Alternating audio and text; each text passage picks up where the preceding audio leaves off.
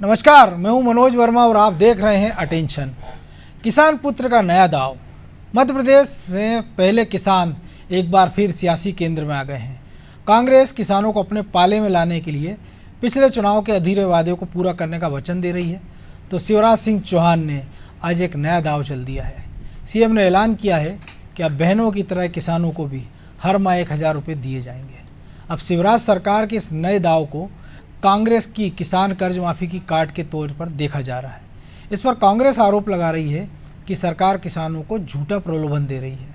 ऐसे में सवाल यही कि क्या विधानसभा चुनाव किसानों की बिसात पर लड़ा जाएगा और अब किसान किस पर भरोसा करेंगे, अधूरे वादे वाली कांग्रेस पर या जो घोषणा के साथ ही पूरा कर रही है उस सरकार पर। तो चर्चा आज इन्हीं सवालों पर, लेकिन पहले ये रिपोर्ट। मैं चौथी बार मुख्यमंत्री बना तो मुझे लगा शिवराज, अरे तू चौथी बार बना है, प्रधानमंत्री जी 6,000 रुपया दे रहे हैं, तू भी तो दे दे 4,000 चौथी बार बना है। तो मैंने भी तय किया 4,000 रुपया मैं भी डालूंगा। तो 6 और 4 कितने हो गए? 10,000 रुपया। लेकिन आज एक बात और मैं कह रहा हूं, बहनों को तो 1,000 मिल गए, अब लगता है किसान को भी 1,000 रुपया महीने ही हो जाए। भाई बोलो, होना चाहिए कि नहीं? तो सुनो मेरे किसान भाइयों, प्रधानमंत्री जी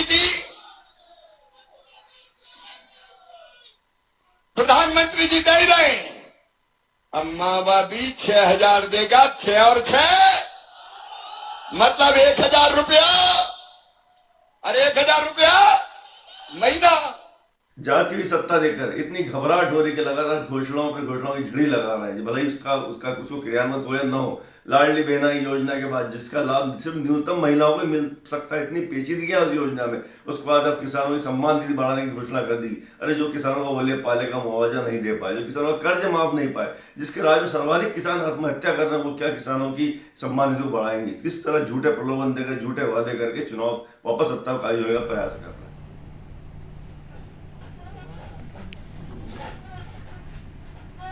तो इसी मुद्दे पर चर्चा करने के लिए हमारे साथ जुड़ गए वरिष्ठ पत्रकार अजय खिमरिया और हमारे सहयोगी ब्रजेश चौक से। तो बहुत स्वागत है अजय जी आपका नादी टीवी पर। जी नमस्कार मनोज जी।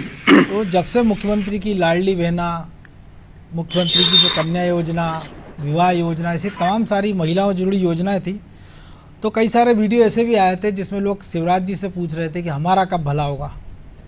तो आखिरकार किसानों के सहारे ही सही एक बड़ी सियासी घोषणा मुख्यमंत्री ने कर दी है राजगढ़ में, जब उन्होंने डैम का उद्घाटन किया है। तो मध्य प्रदेश में एक बार फिर किसान सियासत के केंद्र में आ गए, क्योंकि एक ही दिन पहले प्रियंका गांधी जब जबलपुर में आई थी तो उन्होंने यही कहा था कि जो किसान कर्ज माफ़ी का वादा है उसको पूरा किया जाएगा। तमाम सारी उन्होंने 5 घोषणाएँ गिनाई थी। तो अब धीरे धीरे जो आधी आबादी थी महिला, उसके बाद किसान, ये 2 निर्णायक फैक्टर साबित होने वाले हैं 2023 के विधानसभा चुनाव में।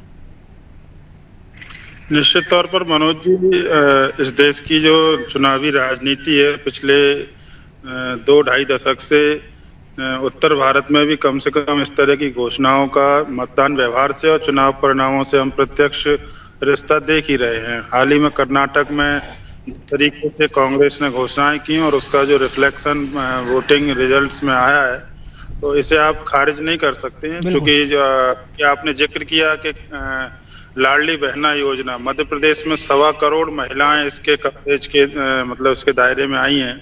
और आज ही मैं एक ग्रामीण परिवेश से आई कुछ महिलाओं से बात कर रहा था, तो मैंने उनसे ये पूछा भी था कि ये पैसा तुम्हारे खाते में आया क्या? तो उन्होंने कहा हाँ हमारे खाते में आ गया। और फिर मैंने एक पत्रकार के नाते सवाल उनसे ये जिज्ञासा बस जानना चाहा कि ये कहाँ से आया। तो उन्होंने मोदी और मामा एक नई युक्ति मेरे को आदिवासी महिलाओं ने बताई एक रिमोट एरिया में। तो लोगों तक ये जो बात है वो पहुंचती है और इसका प्रभाव भी कम ज़्यादा मैं समझता हूँ निश्चित तौर पर पड़ता है। और आज जिस तरीके से मुख्यमंत्री जी ने किसान सम्मान निधि में लगभग 2 गुने की वृद्धि कर दी है मध्य प्रदेश के अंदर, 6,000 केंद्र से मिलते हैं और अब 4,000 वो पहले से ऐड कर रहे थे उसमें, अब 2,000 और कर दिए, यानी कि 1,000 रुपये मासिक के अनुपात में अब मध्य प्रदेश से किसानों को सरकारी खजाने से मिलेगा। तो जो सीमांत किसान है, छोटे किसान हैं, जिनके लिए 1,000 रुपये की भी आज भी कीमत है, उनके दृष्टिकोण से अगर इसको देखेंगे तो ये बहुत महत्वपूर्ण निर्णय है और मैं मानता हूं इसका चुनावी राजनीति से बहुत प्रत्यक्षतः संबंध स्थापित होगा ही। जी ब्रजेश जी, एक 2000 की वृद्धि की है और जो किसान कर्ज माफ़ी का जो वादा है, और हमने जैसे कहा कि एक तो आप जो वादा कर रहे हैं और एक सरकार जो करके जा रही है, जो कर रही है वो दिख रहा है। तो सवाल यही है कि क्या जो कांग्रेस ने पिछली बार वादा किया था किसान कर्ज माफ़ी का और जिसको वो दोबारा से दोहरा रहे हैं, और आज ही मुख्यमंत्री ने घोषणा की, और इसके साथ ही जो पिछली सरकार के समय ब्याज नहीं भरने के कारण जिनका कर्ज माफ़ नहीं हुआ था वो किसान डिफ़ॉल्ट हो गए थे, उनकी जो ब्याज माफ़ी वो भी सरकार ने कर दी है। तो ये कांग्रेस की जो घोषणा कर्ज माफ़ी की उसके काउंटर के तौर पर देखा जाए, या कांग्रेस को अब कुछ नया कुछ सोचना पड़ेगा किसानों को अपने पाले में लेने के लिए? देखिए मनोज जी, 2018 के जो चुनाव थे उसमें किसान कर्ज माफ़ी बड़ा फैक्टर था और ये माना जाता है, बाकी के बाद में जो समीक्षा हुई बीजेपी ने की, जो हम लोगों ने फील्ड में, कुछ कांग्रेस के नेता भी इस बात को कांग्रेस के नेता भी मान रहे हैं कि वो बड़ा एक फैक्टर था किसान कर्ज माफ़ी की वजह से जो सत्ता तक वो पहुंच गए थे। हालांकि आप देखिए कि इसके बाद उपचुनाव होते हैं तो वही किसान नाराज हो जाते हैं। उसकी वजह है कि आपने जो वादा किया था, जिस तरह से प्रचार किया था कि हम 10 दिन में आपका कर्ज माफ़ कर देंगे, बड़ी संख्या में किसान डिफाल्टर हो गए थे। उसमें उनको लग रहा था कि कांग्रेस ने वादा तो कर लिया लेकिन पूरा नहीं किया है, क्योंकि 27 लाख किसानों का आपने कर्ज माफ किया था। लेकिन हमने देखा था कई किसान ऐसे थे जो हमने खुद फैक्ट चेक किया था, जो कर्ज माफी की जो सीडी हमने किया था, पेन ड्राइव जो कमलनाथ जी ने जारी की थी, तो उसमें जो किसान थे उनको प्रमाण पत्र नहीं मिले थे या उनसे कह दिया गया था, प्रमाण दे दिए गए थे, लेकिन बाद में वो डिफाल्टर हो गए। तो जो नाराजगी थी कर्ज माफी का जो आपने वादा किया था उसकी वजह से किसान डिफाल्टर हो गए थे। उन्होंने ये सोचकर वोट दिए थे कांग्रेस को कि कांग्रेस सत्ता में आएगी और हमारा कर्ज माफ कर देगी, और उन्होंने किस्तें भरना बंद कर दी थी। जो किसान भर रहे थे ना, उन्होंने ही बंद कर दी थी। बिल्कुल। तो एक ये बड़ा फैक्टर था जो कांग्रेस से नाराजगी आई। और वैसे भी कहा जाता है ना, कांट की हांडी बार बार नहीं चढ़ती है मनोज जी। तो मुझे लगता है कि ये दाव शायद कांग्रेस को लग रहा है कि उन्होंने अधूरा वादा पूरा करने की बात कर रहे हैं, लेकिन अब उनको नए सिरे से सोचना पड़ेगा। क्योंकि आप देखिए, एक सरकार जो दे रही है और एक आप वादा कर रहे हो। कांग्रेस सिर्फ वादा कर सकती है आज की परिस्थिति में, लेकिन बीजेपी जिस तरह से केंद्र से प्रधानमंत्री नरेंद्र मोदी 6,000 रुपये दे रहे थे, शिवराज जी ने 4,000 देने का ऐलान किया था, तो उन्होंने देना शुरू कर दिया था। बिल्कुल। तो 10,000 रुपये किसानों के खाते में पहुंच रहे थे। और उस 6,000 के वादे पे भी किसानों ने तब भरोसा किया था जब राहुल गांधी ने कहा था हम साल के 72,000 देंगे। बिल्कुल। तो 72,000 जितने 6,000 साल के मिल रहे उतने महीने के दे रहे थे। 72,000 पर भरोसा नहीं किया था किसानों ने, क्योंकि इतनी बड़ी राशि थी। और अब आज शिवराज सिंह चौहान कह रहे हैं कि हम 2,000 रुपये का और इजाफा कर देंगे, लेकिन बहनों को हम 1,000 रुपये महीना दे रहे हैं, तो किसानों को भी 1,000 रुपये महीना देंगे। तो मुझे लगता है कि इस पर किसान भरोसा करेंगे अब कांग्रेस की तुलना में, क्योंकि आपने जो वादा किया था वो पूरा नहीं किया। तो कांग्रेस को नए सिरे से कुछ सोचना होगा, नए वादे करने पड़ेंगे। शायद इसी वजह से कांग्रेस की जो प्रतिक्रिया आई है वो कह रहे हैं कि वो सिर्फ घोषणा कर रहे हैं, लेकिन जो वो कहते हैं कि घोषणा कर रहे हैं, जिनके खातों में पहुंच रहा है उनको कैसे नकार दोगे आप? कल का ही मैं एक वीडियो देख रहा, जब प्रियंका वाड्रा जिस तरह से वहाँ पे आई थी जबलपुर में, और उनके भाषण के बाद वहाँ पे महिलाओं से बातचीत की जा रही थी मीडिया के माध्यम से। तो एक महिला से पूछा गया है कि आप किसका समर्थन करती हैं, क्यों आई हैं? तो उन्होंने कहा कि मुझे लाया गया तो मैं आ गई हूं। तो बोले कि यहाँ प्रियंका गांधी ने आपसे वादा किया है कि आपको 1,500 रुपये महीना देंगे, और शिवराज जी आपको 1,000 रुपये महीना दे रहे हैं, तो आप किसके पास जाएंगे, किसको वोट देंगी? तो उन्होंने कहा कि शिवराज सिंह को और मोदी को वोट देंगे हम। तो बोले लेकिन प्रियंका जी तो ज़्यादा देने का वादा कर रहे हैं। तो बोले नहीं, मामा तो हमको तो 1,000 रुपये दे रहे हैं। तो आप देखिए 1,000 पे भरोसा कर रहे हैं, लालच नहीं कर रहे हैं, मिल रहा है। हाँ, इसके खाते तो में किसान और किसान के बारे में कहा जाता है, महिलाओं के बारे में कहा जाता है, वो लालची नहीं होते मनोज जी, कि उन्होंने कह दिया है कि हाँ हमें उतनी चाहिए, उनको उतनी छूट चाहिए, उतनी उनकी फसल बिक जाए कि जिससे उनको थोड़ा मुनाफा हो जाए। वो ये नहीं कह रहे हैं कि दुगने दाम में बिक जाए या हमें सब कुछ मिल जाए, हमारी फसल 10,000 रुपये कुंटल कर दीजिए आप। वो चाहते हैं कि जो लागत बढ़ी है उसके अनुपात में उनको थोड़ी राहत मिल जाए। तो आप देखिए कि जब केंद्र से और राज्य से राहत मिल रही है तो वो फिर मुझे नहीं लगता है कि इस वादे पर जाएं, क्योंकि कर्ज माफी का जो वादा आपने किया था उस पर जो ब्याज से डिफाल्टर हुए थे, जो ब्याज माफ किया शिवराज जी ने, खातों में पहुंच गया। महिलाओं के खातों में यदि उन्होंने बात किया है तो 1,000 रुपये पहुंच गए। किसानों के खाते में निश्चित तौर पर आज ऐलान हुआ है, तो अगले माह से वो राशि बढ़कर पहुंचने लगेगी। तो भरोसा मुझे लगता है कि वो जो मिल रहा है उस पर करेंगे। क्योंकि पिछली बार क्या हुआ 15 माह में कि आपने कहा कि हम मुख्यमंत्री कन्यादान योजना में 51,000 रुपये देंगे, आपने तमाम तरह की राशियां बढ़ा दी, लेकिन क्या वो मिली किसी को? नहीं मिली। आपने संबल योजना पे आपने एक तरह से अंकुश लगा दिया, छटनी शुरू कर दी, तो जो ब्रेक लगा था वो एक मुझे लगता है डर लगता है मतदाताओं को, ये आशंका रहती है, नियत पर सवाल उठते हैं कि कहीं ये आएंगे तो शुरुआत में बंद ना कर दें, तो फिर उससे कोई फायदा नहीं होगा। उनको ये लगता है कि आखिरी में दे देते हैं राजनीतिक दल, और जो दे रहे हैं वो भी मिलना बंद हो जाएगा। तो मुझे लगता है कि ज़्यादा भरोसा इस पर होगा। हालांकि मतदाता का विवेक के आधार पर वो निर्णय लेंगे कि किस पर भरोसा करें, कर्ज माफी वाले पे करें या जो दे रहे हैं उन पर भरोसा करें। मेरी ऐसी राय है कि जो मिल रहा है, जिस तरह के पुराने अनुभव है, तो मुझे लगता है कि किसान निश्चित तौर पर शिवराज सिंह चौहान के साथ जाएंगे, क्योंकि वो देखिए जिस तरह से ओला पाला पड़ता है वो उनके बीच पहुंच जाते हैं।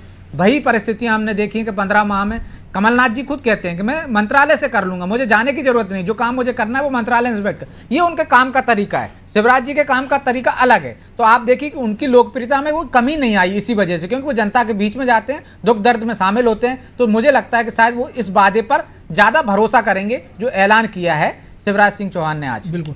तो अजय जी, हम देख सकते हैं कर्नाटक एक अपवाद हो सकता है और हिमाचल भी, क्योंकि उसी समय गुजरात के नतीजे भी हमने देखे। तो आपको नहीं लग रहा है कि जो कांग्रेस बीजेपी की योजनाओं के पीछे पीछे नकल पे जा रही है, अपनी पुरानी योजनाओं को घोषणा को दोहरा रही है, तो अब उसको कुछ नया लाना पड़ेगा? क्योंकि लाडली बहना का आप 1000 के 1500 की बात कर रहे हैं, पिछले वादे को आपने आगे बढ़ा दिया। प्रियंका गांधी 5 गारंटी की बात कर रही हैं, करप्शन की बात कर रही है। तो जो चीज़ें हमने देखा 40% करप्शन कर्नाटक में सेटल हो गया था, चस्पा हो गया था, वो शायद मध्य प्रदेश में नहीं कर पा रहे हैं। लेकिन हम देख रहे हैं कि सतपुड़ा की आग को भी उसी से जोड़ने का प्रयास कर रहे हैं। वो महाकाल कॉरिडोर जो इसके समय उनके समय भी जिसके टेंडर हुए थे उसको भी उसी से चस्पा करने का प्रयास कर रहे हैं। लेकिन वो सारे के सारे उपक्रम सोशल मीडिया पे कर रहे हैं, ज़मीन पे कहीं कुछ करते नज़र नहीं आ रहे हैं। तो कुछ नए तर्कस खोजना पड़ेंगे डबल इंजन की सरकार से आपको मुकाबला करना है तो।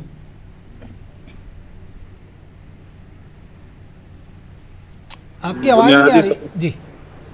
निश्चित तौर पर मनोज जी, आप जो बात कह रहे हैं बिल्कुल सही है। कांग्रेस को जमीन पर अभी भी काम करने की आवश्यकता है। मध्य प्रदेश में जो एक माहौल बनाने का प्रयास किया जा रहा है वो बेसिकली कर्नाटक के नतीजों के आधार पर बनाने की कोशिश की जा रही है। कांग्रेस का ऑर्गेनाइजेशनल जो स्ट्रक्चर है वो अभी भी बहुत ही सशक्त नहीं है भारतीय जनता पार्टी की तुलना में। और कांग्रेस का एक बड़ा वर्ग ये मान करके चल रहा है, चाहे सोशल मीडिया की हवा हो या इसके माध्यम से, कि अब मध्य प्रदेश में उनकी सरकार आने वाली है।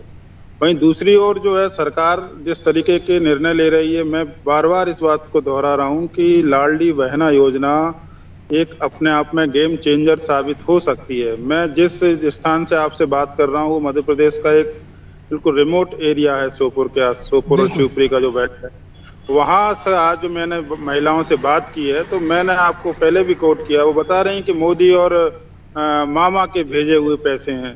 तो निश्चित तौर पर जब एक बिल्कुल ग्राउंड जीरो पर महिलाएं इस तरीके की बात करती हैं तो उसको आप नकार नहीं सकते हैं। भले ही भोपाल में या दिल्ली में या सोशल मीडिया पर या बड़े मीडिया हाउसेस पर राजनीतिक विमर्श की चर्चाएं होती रहती हैं, वो एक अलग है। लेकिन जो चुनावी राजनीति का मैदान जो असली है वहाँ अभी कांग्रेस आपको दिखाई नहीं देती है। वो अभी भी इंतजार कर रहे हैं इसी बात में कि जनता अपने आप जो है ना रुष्ट होकर के मुख्यमंत्री को हटा देगी और उनको सत्ता में ला देगी।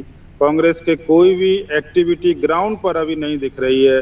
2-4 दिन मैंने देखा कि जो काउंटर योजना है 1500 रुपये वाली, उनकी नारी सम्मान योजना, उसको लेकर के फॉर्म भराए गए और फिर बाद में वो पूरी की पूरी ड्राइव बंद हो गई। तो मैं जो एक खुली आंखों से देख पा रहा हूँ वो ये है कि आपकी जो घोषणाएं हैं, आपकी जो बातें हैं, उन्हें नीचे तक ले जाने के लिए अभी भी कांग्रेस के पास कोई मैकेनिज्म मुझे जमीन पर मध्य प्रदेश में कम से कम रिमोट एरियाज में नजर नहीं आ रहा है। तो मैं ऐसा मानता हूं कि मुख्यमंत्री की आज की घोषणा निश्चित तौर पर किसानों के मामले में भी लाडली बहना की तरह गेम चेंजर ना साबित हो, ये बात हो सकती है, लेकिन बहुत महत्वपूर्ण फैक्टर के तौर पर आगामी इलेक्टोरल पॉलिटिक्स में मध्य प्रदेश के अंदर ही देखने को मिलेगी।